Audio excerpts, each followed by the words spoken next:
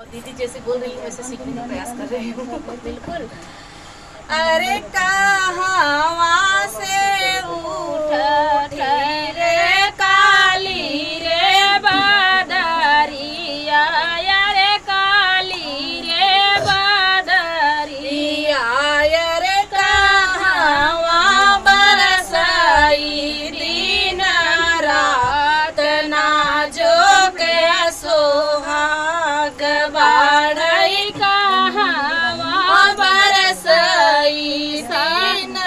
रात ना जो के सोहाग बाढ़ई अरे पूरबू से उठाई काली रे बादरिया रे काली रे बादरिया रे पश्चिम से बरसई दिन रात ना जो के सोहाग बाढ़ई पश्चिम से बरसई दिन रात ना जो के सोहाग बाढ़ अरे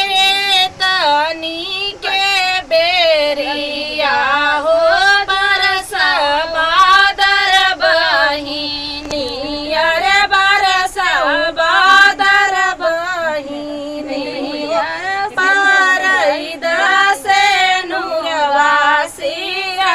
मांगना जो के सोहाग बाढ़ई पारई दसे नुरवा सिर मांगना जो के सोहाग बाढ़ई अरे जो है उमई जेठवा रे जो है उमई बैसखवा